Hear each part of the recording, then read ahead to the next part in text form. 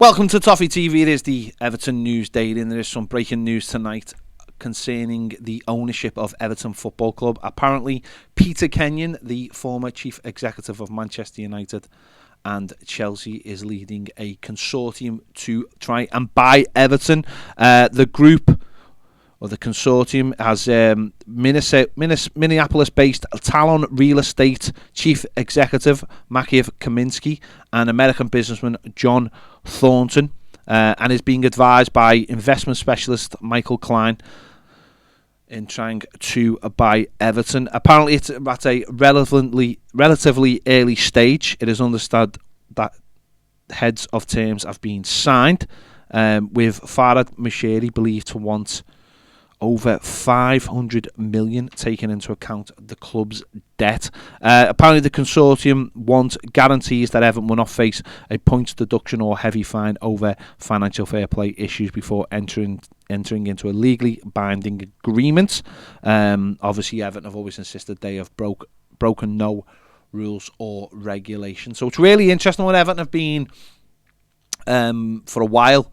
There's been talk of them possibly up for sale, but Farhad Moshiri obviously wants his money back and more, with obviously Bramley-Moore Dock being built as well, as we've seen recently with the steelworks going up. So Farhad Moshiri wants his money back and a little bit more, and obviously he has put a lot of money into the club. So this might just be the first one that we hear of, the first people trying to come in and sniff around Everton and see what Farhad Moshiri wants. Obviously it's a very difficult situation around the club at the moment with FFP. Everton look like they will have to sell one of the big hitters this summer to try and get some players in. So it's very, very early stages in this. We've only heard obviously from one report. It's in the Telegraph tonight, so we'll have to wait and see till we hear any other news from this particular story. So to continue with the Everton News Daily, here's Baz. Everton have today been linked with Club Brugge forward Noah Lang, the Dutch international,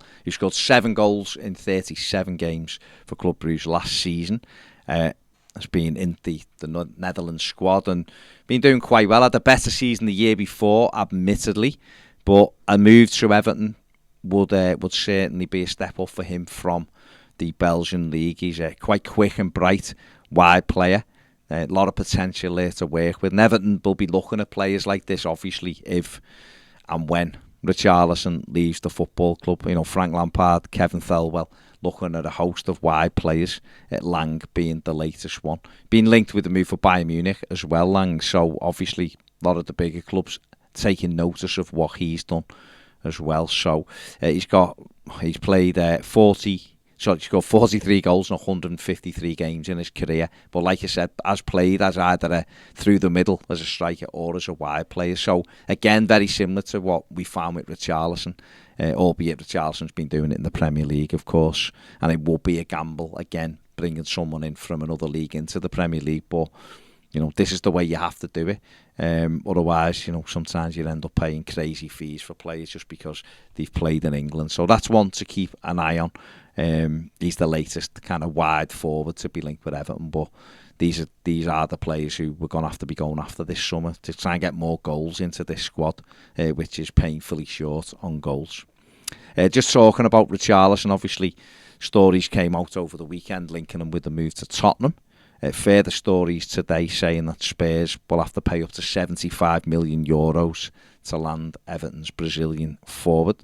Fabrizio Romano today has said that agents and the club are talking, but there is no contact between the two clubs right now. That's what we were told over the weekend. That hasn't changed, and I guess for any deal, the two clubs have to come together, talk and agree a fee as well. It'd obviously be a blow to lose Richarlison, but I think a lot of Evertonians are now looking and kind of accepting that he probably will move on this summer.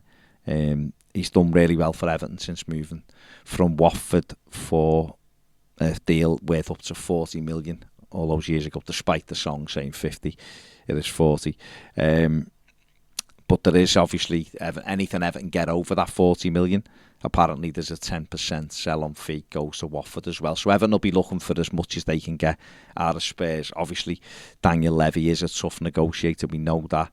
And Everton won't want this to drag on and on. But again, we can't just decide to sell him for cheaper just to get on with what we're doing. So it's going to be an interesting one, that's for sure. This summer, Everton are heading over to the United States on a pre-season tour and are playing Adrian Heath's Minnesota United. If you're going to attend that game, head on over to mnufc.com to purchase your tickets. Use the promotion code COYB22 and we'll see you there. Another story that came out over the weekend is John Joe Kenny looks set to join Hertha Berlin on the expiration of his Everton contract. That finishes on the 30th of June, and apparently he will sign a 3-year deal with the German side. Obviously had a very good spell at Schalke a couple of years ago. Been at Everton for 16 years. Last week it came out that he had rejected a new deal at Everton to seek pastures new, and we wish him all the best in Berlin. And Everton target Keane Lewis Porter scored for his first under-21 goal in the 5-0 win over Kosovo over the weekend. Everton have watched them a few times. He did, of course, play against Everton in the FA Cup third round back in January.